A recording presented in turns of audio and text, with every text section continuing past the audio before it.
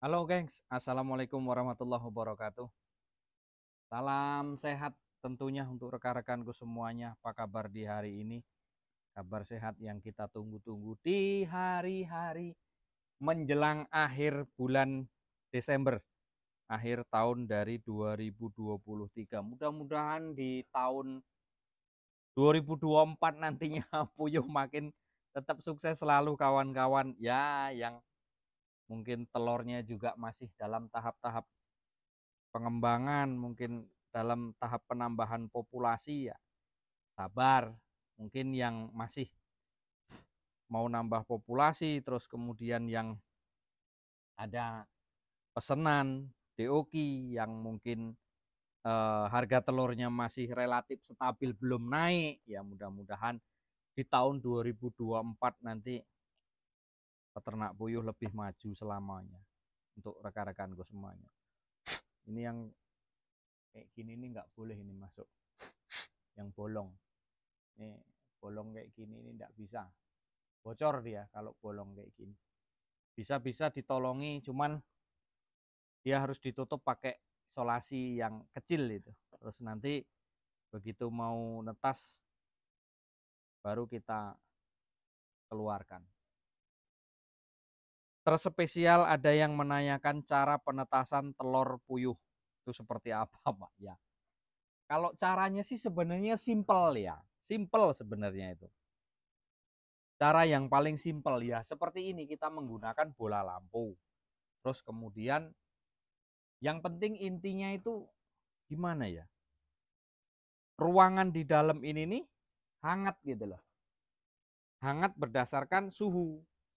Nah, suhu yang dibutuhkan, suhu hangat itu berapa? Nah, itu kan kalau suhu yang dibutuhkan hangat itu di termostat ini ya 37 sampai 38 terus 39 itu boleh. Batas 39. Nah, itu kemudian 39 lah itu batas maksimalnya itu. Jadi kalau di atas 39 itu sudah sulit kita untuk mengontrol lagi.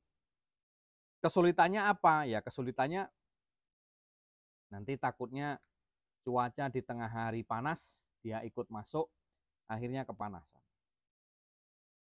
Nah, suhu di dalam ruangan ini ya, ruangan seperti ini, ya ruangan itu nggak harus pakai triplek, nggak harus pakai ini, nggak juga. Karena dia, kita ini kan tujuannya kan eh, membuat rekayasa seperti dierami induknya.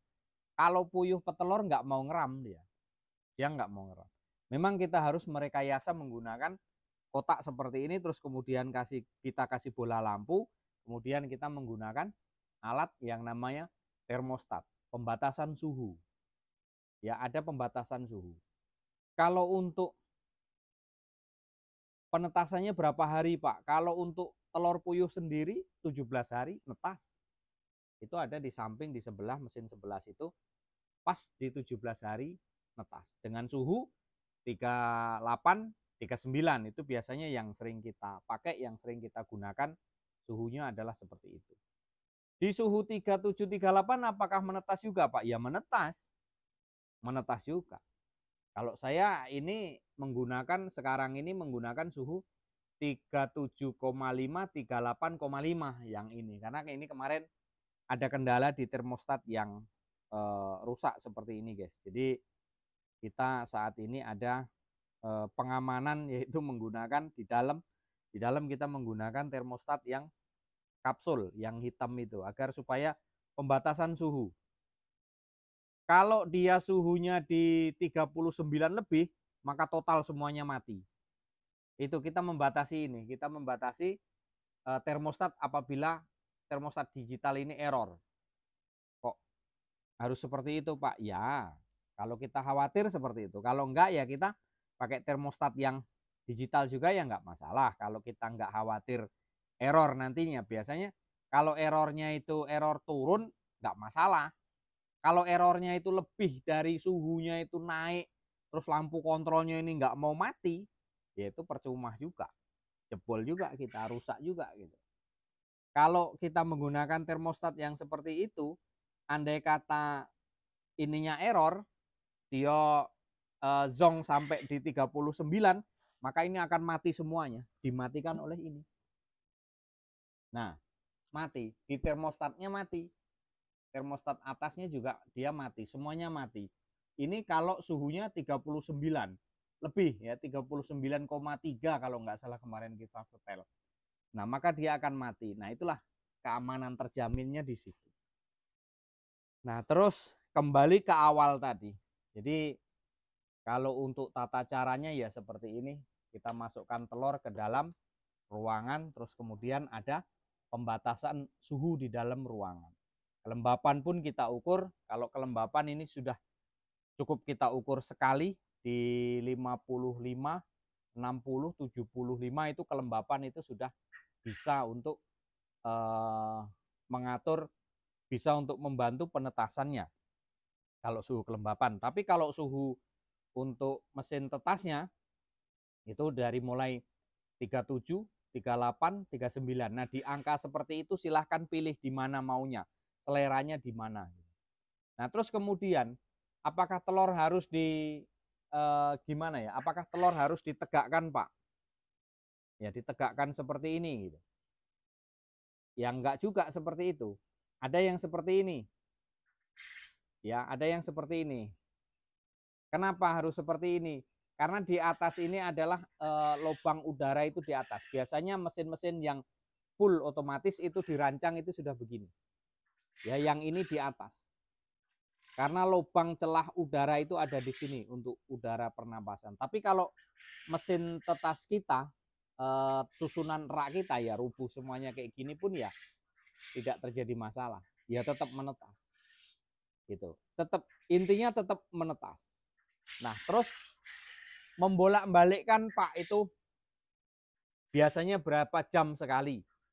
Ya sesuka-suka hati sih. Kalau untuk tatanan aturan itu biasanya 3 jam sekali. Itu kita bolak-balik seperti ini saja. Nggak perlu kita bolak-balik satu-satu kayak gini, nggak perlu. Yang jelas intinya kita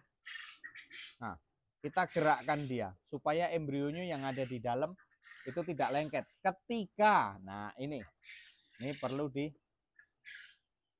diperjelas lagi. Ketika di umur berapa hari Pak kita ginikan ketika di dalam penetasan ini?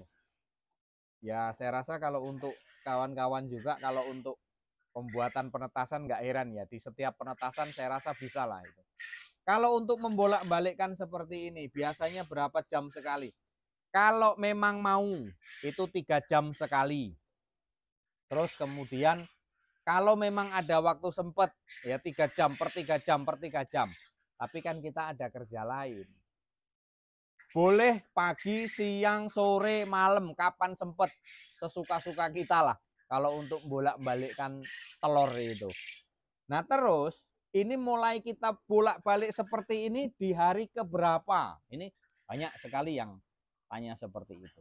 Ya kita gerakkan seperti ini di hari keberapa? Nanti kita jawab. Kalau di bolak-balik seperti ini kalau saya ya, saya pribadi. Kalau saya itu biasanya kita bolak-balik seperti itu mulai hari kedua atau hari ketiga. Biasanya malah saya hari ketiga. Jadi mulai hari pertama ini sudah kita tutup seperti ini. Gerang, kita tutup selama 3 hari 3 malam. Terus kemudian setelah itu baru kita geser-geser dengan tangan yang manual seperti itu tadi. Kenapa dimulai 3 hari 3 malam? Karena di 3 hari 3 malam itu sudah mulai ada membentuk embrio yang ada di dalam telur itu tadi. Akan membentuk embrio, akan membentuk seperti akar, seperti urat. Seperti akar tetapi di situ merah. Nah itulah sudah mulai ciri-ciri, sudah mulai proses pengeraman yang di situ memang kita harus rajin membolak-balikkan kenyataan. Bukan kenyataan kehidupan kawan. Membolak-balikkan kenyataan penetasan. Jadi dari situ tujuannya waktu embrio terbentuk kita goyang, kita gerakkan seperti itu tadi supaya tidak lengket. Supaya tidak mati di dalam. Supaya perkembangan pertumbuhan itu bagus. Pak, apakah perlu ventilasi? Ya, perlu.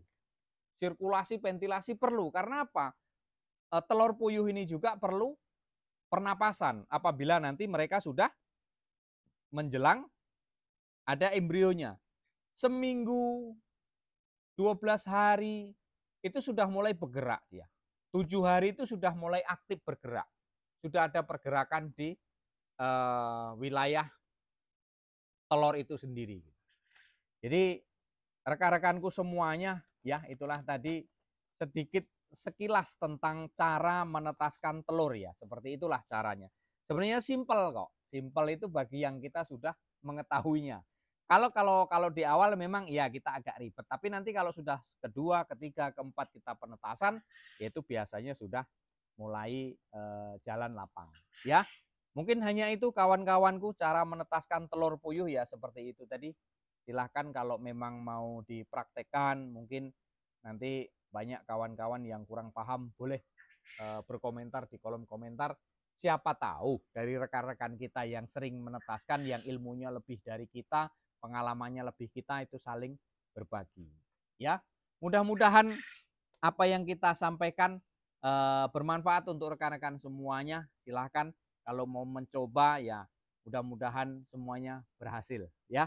Mungkin hanya itu, kurang lebih mohon maaf. Salam seketer dari Jambi. Wassalamualaikum warahmatullahi wabarakatuh. Tetap semangat kawan.